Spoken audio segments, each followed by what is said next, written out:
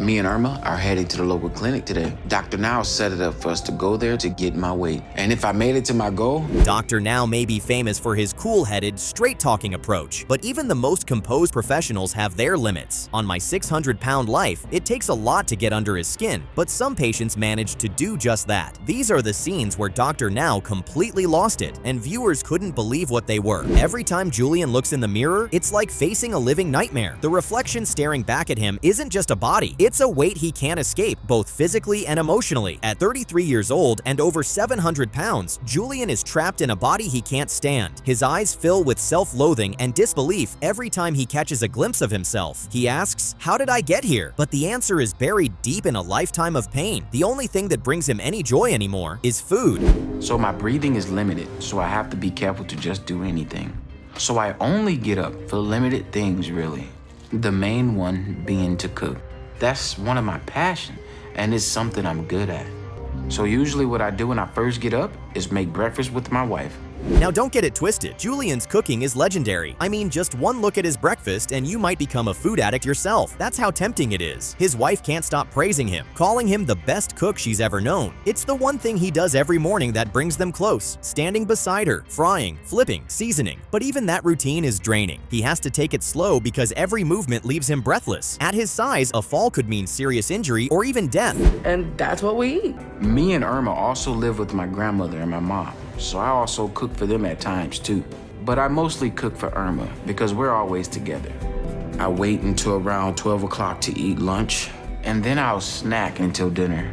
But I feel the best meal of each day is usually the first. And now, it all makes sense. Food isn't just sustenance for Julian. It's his escape. It's his peace. It's the one thing in this cold, harsh world that never judged him, never abandoned him, never hurt him. When he eats, it's like nothing else matters. The pain fades. The anxiety quiets. The world slows down. Food is the only thing that makes him feel safe. That's why he eats all the time. It's not just about hunger. It's about survival. Food is his bliss. Can you come clean my back? Yep. I wish I can do more on my own, but sometimes I have no choice anymore. And I hate that I'm like this now with my body. But here's the tragedy. That bliss is killing him. Behind closed doors, Julian breaks down in shame every time he has to call out to his wife for help in the bathroom. Something so private, so personal, has now become a shared task, and that's devastating. His wife tries to stay strong for him, but she's scared. Scared that one day he'll collapse while trying to wash himself, and she won't be able to save him. So she stays close, always within reach, ready to catch him if he falls. And that's love, but it's also heartbreak. Fight the battle of being not the man of the house because the husband came in. So they had their little battles. But I tolerated him. And one of the main ways I knew to do that was to eat. Julian didn't just wake up one day and decide to eat himself into despair. No, this story runs deep. It started when his mother remarried. At first, his stepdad was charming, sweet even, but that mask didn't last long. Soon, the abuse started, and while his home life was crumbling, school wasn't any better. Julian became a target, mocked, bullied, broken down. Food was the only thing that didn't hurt him, so he clung to it, and that's when the cycle began. Right after that, my mom and my sisters moved down, and I felt like at that time, when I was about 20, 21, we started to be a family again. Just me, my mom, and grandma, and my sisters. That was probably the worst blow for Julian. After his stepdad was arrested, his family moved in with him. Just when things seemed to improve, another setback happened. Julian applied for a job as an electrician. He was top of his class. But when the company saw how heavy he was, they turned him down. And, you know, this new man coming in, your family, I can understand his hesitation to me. But what I didn't understand was when I stayed the night, he must have just got pissed off and cussed me out royally in Spanish. From his facial expression, you can tell that he feels sad. He was not able to get the wedding he wanted. His wife's granddad never liked him. From the very first day he saw Julian, he made it clear that he did not like the fact that he was with his granddaughter. Julian felt attacked and decided to leave, but as true love would have it, his wife left her granddad and decided to be with Julian, who is now the love of her life. At my size, my chance to have kids could pass me by, and that's the most heartbreaking for me. So I know I have to lose the weight. But that's easier said than done. Life revolves around what I'm going to eat next. It breaks my heart to hear that. Julian's wife feels like she is slowly losing her husband. She is worried that one day she might wake up and her husband is not going to be by her side. Julian is also worried that he might not be able to have a family of his own with his wife. His current size makes it almost impossible for him to have a family, and he knows that he needs to lose weight. But like we always say, it's easier said than done. I know the odds of something very bad happening to me, so I tell myself every day, you know what, forget the dangers outside. I'm gonna just go ahead and get up at 6 in the morning and go walk and start eating right like I should be doing. It's a good thing that he knows time is not on his side and he has to make some changes so things can get better for him and his wife. His wife missed their intimate moments, and it makes her sad that they can no longer have that because Julian has become so big. Julian is finally ready to take the bold step, and he hopes that meeting up with Dr. Now will yield a positive outcome. Fingers crossed, I guess. I'm at Dr. Now's for my first appointment, and I'm about to find out what my weight's up to. Your weight is 830. It's crazy. We're going to room 5. I was scared that I was close to 800, and now I find out I'm over that amount. You can see the shock on both their faces. They were not expecting to see something that high. After a very stressful journey, Julian and his wife made it to the hospital. Julian goes on to check his weight on the scale, and what he sees is unbelievable. He thought he was going to be under 750 pounds. He hops on the scale, and it reads that he weighs 830 pounds. His wife immediately becomes speechless because she can't believe that he weighs that much.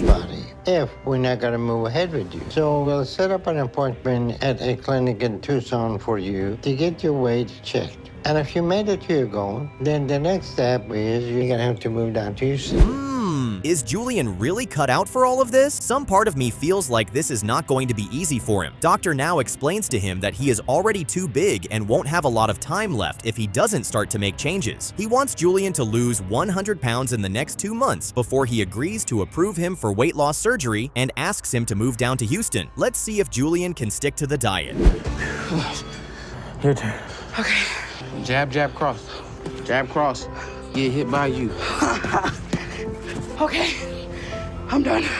Haha, Julian looks like he could pass out any minute from now. But one thing we can't deny is the fact that he is giving it all he has so he can meet the weight loss goal the doc gave him. What's even more beautiful is the fact that his wife is also with him on the weight loss journey. At this point, you can even call them the power couple. Well, let's hope that all the effort he is putting in is going to get him approved for weight loss surgery. In my last appointment 2 months ago, I was 830 pounds. And Dr. Now told me to lose 100 pounds. If I succeed, I'll be under 730 today. Okay, you must be over the weight limit. It's not reading your weight. That's not good. That's not good at all. Julian goes to a local clinic not too far from the house to check his weight progress. He is optimistic that he has lost enough weight to get him approved for weight loss surgery. He hops on the scale, and sadly the scale is unable to read his weight because he exceeds the scale limit. Looks like he is going to need to put in more work, but first, let's see what the doc thinks about his progress. There's not much we can do if you don't start changing your eating habits. So whatever you're eating, cut back and eat less. And I'm going to give you another 2 months to lose 100 pounds from 830. Well, that pretty much says it. Dr. Now is not happy about his progress. He tells Julian that the only way he can be approved for weight loss surgery is if he meets the goal and can show that he is actually ready to lose weight. The doc then tells Julian to go over the diet and stick to it. I guess this is his second chance to redeem himself in Dr. Now's eyes. Know what more I can do at this point. Yes.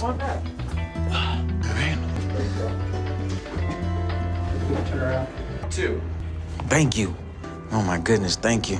Yay! And finally, he meets the mark. Man, for a second there, I was starting to think that Julian was not going to meet this goal this time around. Guess he proved us wrong. Julian goes to the clinic to have his weight checked for a second time, and he has been able to lose 116 pounds, which is even more than the doc wanted him to lose. Well, let's see if the doc approves him, and he can pack his things and move down to Houston. If I lose more weight, continue just eating the correct way that I'm supposed to eat, he would end up approving me for weight loss surgery. That's the main thing I'm looking forward to. Doctor now, he approved us to move to Houston. Cynthia's story didn't just begin with pain. It was pain. Every single morning felt like a nightmare she couldn't wake up from. Her body was over 600 pounds of pure agony. The moment her eyes opened, she was immediately hit with aches so severe it felt like her bones were screaming. Moving was a struggle. Breathing was a task. Living? That felt damn near impossible. Cynthia wasn't just big. She was broken, inside and out. And this was how her painful journey into hell truly began. I wake up in the morning, I start hurting because the pain is intense.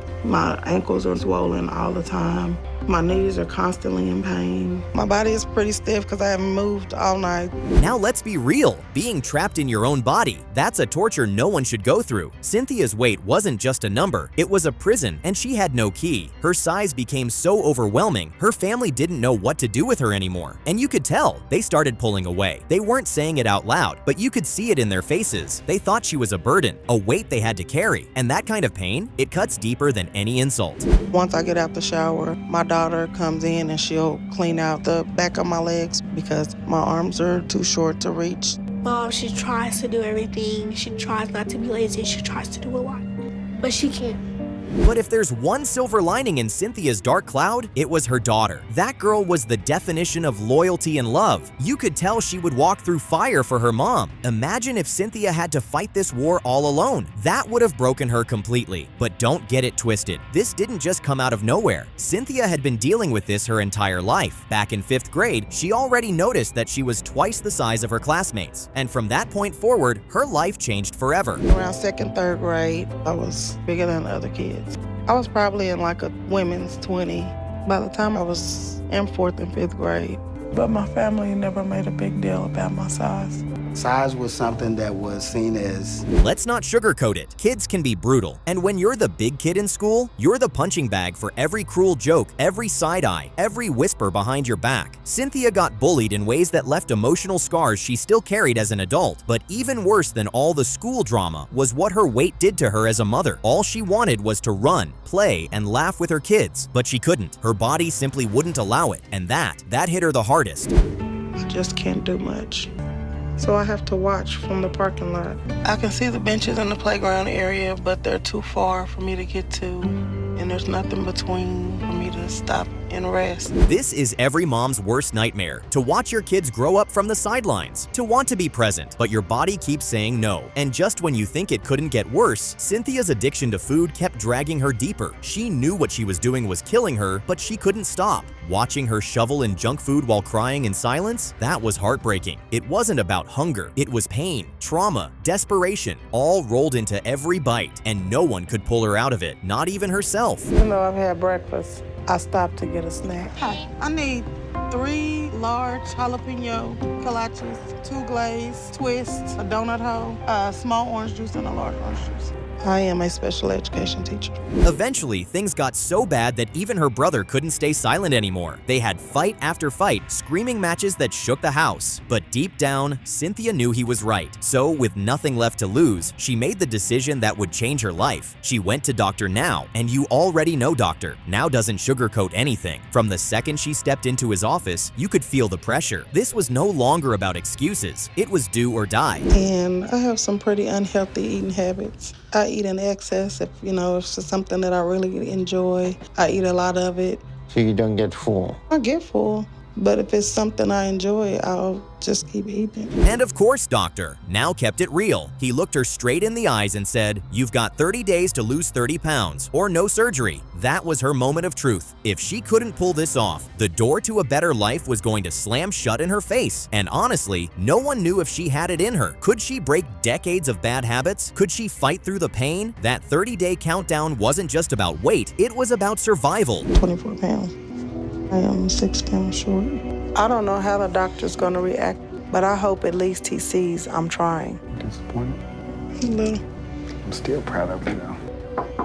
How y'all doing? Good, and you? All right, so You lost 24 pounds. Woo! And just like that, the countdown hit 0, and Cynthia didn't hit her target. The surgery was off the table, for now. But did she give up? Hell no. Cynthia kept pushing. She cried, she sweated, she starved, and in the end, all that pain paid off. She earned her way to the surgery table. But don't be fooled. This was no walk in the park for the doctors. Getting through layers of scar tissue, fat, and trauma, that was one of the hardest surgeries they'd ever done. Today we are attempting to perform a sleeve gastrectomy in Cynthia. We have to be very careful not to do anything to push her body over the limit, but we also have to work fast. Turn the room lights off. Yikes! Watching that surgery, not for the faint of heart. It was messy, intense, and honestly kind of terrifying. But when it was over, there she was, Cynthia, alive and on the road to recovery. Now the real challenge begins, staying on that path. She can't afford to slip up, not again, because going back to where she was, that's a death sentence. This is her second chance, and she has to hold on to it like her life depends on it, because it absolutely does. I'm not gonna show you my scars. How is she doing? Because I'm only going to get a certain amount of information. I'm good. The worst pain that she has is probably when because she can't get comfortable. Take the pain medication But to it's help you not relax. Clarence, that's okay. This is Pauline's story. Every day, Pauline prays for some kind of miracle that is going to save her life because she feels like she is going to die in her bed one day. She is 50 years old and she weighs almost 700 pounds. Her body is getting to its breaking point and she is scared that she might not be alive for much longer. Could this be the end of the line for her? Let's find out. Her story begins like this. And I feel like I'm dying every day. I can't even move without help. I can feed myself and I can wipe myself, but anything else after that, I need help. Phew, this is honestly so sad. Pauline seems to be very frustrated with the way her life currently is. She has gotten so fat that she can't do anything for herself anymore. She relies on her niece to come and help bathe her and do almost everything for her. She wishes that she could do things by herself, but her weight has made it impossible for that to happen. The only thing Pauline can do by herself is put food in her mouth. Dylan is 21 and his full-time job is taking care of me. He has to help me put my pants on my legs because I can't bend over to do it. My legs are too big. I do feel bad for Dylan just because it seems like he hasn't had much of a life. You can see it all over her son's face. He does not like the fact he has to be put out in such a situation. All he does is take care of his mom, and that's not good at all. He does not know what it feels like to have the mother and son type of relationship. What's worse is that Pauline knows this, but there's just nothing she can do about it. Her son has become the parent while she has become the child. We went hungry a lot. The feelings that came with being hungry was helpless feeling, like there's nowhere you can get food. Like you could search every cupboard and they were all empty. Weighing that much at that age is actually very terrifying. When Pauline was a child, her dad and mom split up, and at the time, she stayed with her mother. There was basically no food, and this made her starve. After a few years, her parents got back together, and this time around, there was enough food to go around. Due to the fact she already has a mentality where she was forced to eat as much as she could, she has no control over her eating habit, and that's how her raging problem started.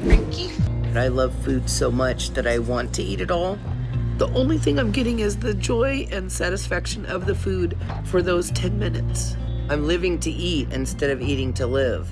Pauline loves food so much. I mean, it's literally the only thing that gives her joy. But what she fails to see is that aside from the fact that her health is at stake, her relationship with her son is also on the line. Her son is not happy that he always has to take care of his mother. He wishes that he could have a life of his own, but he constantly has to be there for his mother. I'm just worried that someday he might get tired and no longer want to be there for his mom, and that won't be good. Will you be able to squeeze me through the van? Let me sit down for a minute. Oh, I'm never gonna be able to get in and out of this van. I was thinking about it too much. Just do it. I've never done anything like this. Well, she pretty much does not have a choice. Pauline has decided she is going to head down to Houston to meet up with the doc. She fears that her son might wake up someday and find out that she's no longer alive. That would be the final straw that might make him break. Pauline is heading down to Houston with her son to meet up with Dr. Now and see if anything can be done about her weight. This is the only chance she is going to get better. And I will do this. So today I get to meet Dr. Now. Hopefully he will find me healthy enough that I could have surgery. Oh boy, it's hot. If this appointment doesn't go well, I don't think there's anyone else out there that can help me. Miss Potter? The scale never lies. Now she knows what she weighs, and you can see that she is terrified by it. She had a long and stressful trip, and now she is at the hospital. She hops on the scale to check her weight, and she is shocked by what she sees. The scale revealed that she weighs 673 pounds, and that's pretty much on the high side. Now she feels like the doc might consider her to be too overweight, and she might not have surgery. Well, let's see what Dr. Now has to say. He had all responsibility in her current situation. So the question is, if she even want to change right now. Unless we get handle on the compulsive eating, we're not going to benefit from surgery, because weight loss surgery is only going to limit what you're going to eat. I guess this is where Pauline has to sit up with her life. Dr. Now says that she needs to limit what she eats in one sitting. Pauline also makes it clear that her son is not an enabler, and the only reason he gets her food is because she abuses her role as his mother. The doc needs her to lose 50 pounds before he considers her for weight loss surgery. If she is not able to lose weight before her next appointment, he will have to take drastic measures. Really anxious to get approved. Push it, baby. Okay. I really feel like I want to pass out already. It's gonna be bad having to walk to the scale. I've been trying to do what I need to lose the weight. Now that's not good. That's not good at all. You can already tell that the doc is not going to be happy with her current weight. Dr. Now wanted her to lose at least 50 pounds. Pauline is at her next appointment, and instead of losing weight, she gained a few pounds. Looks to me like the doc is going to have to take drastic measures. Pauline does not seem like she is going to be able to lose weight on her own. Last couple of months, she should have lost over 50 pounds. She cannot go much longer like this. It seems like you're not going to figure this out on your own, so I'm admitting you to the hospital right now. Phew. And just like that, Pauline is getting admitted into the hospital. If we are being honest, this does not come as a surprise. Dr. Now has come to the conclusion that Pauline will not be able to lose weight on her own, so he has decided to admit her into the hospital so he can keep a close eye on her and put her on a controlled diet that's going to help her with losing weight. Deep down, Pauline feels like she can lose the weight on her own. Is this going to be enough for her to lose weight? I guess we'd have to find out. Wheelchair. Okay, Pauline, we're gonna weigh you. I don't know my current weight, and I am anxious to see where I'm at. Do you think it'll hold, like I won't break it, right? Awesome, thank you. I appreciate you being so nice. Go and press it on. Okay, so minus from 678. That's good news. Pauline is going to get weight loss surgery done. The doc told her that if she was able to lose at least 40 pounds, he would approve her for weight loss surgery. She hopped on the scale, and it showed that she had lost 44 pounds. Now she has been approved for weight loss surgery, but the doc is still worried that the only reason she lost weight was because she was being monitored. Like he said, this is Pauline's last chance to get better. Be as big as a large watermelon, and we gotta reduce it to the size of a small orange. Go ahead and turn the room lights off. From this point on, Pauline should eat just a small amount every meal and should be full.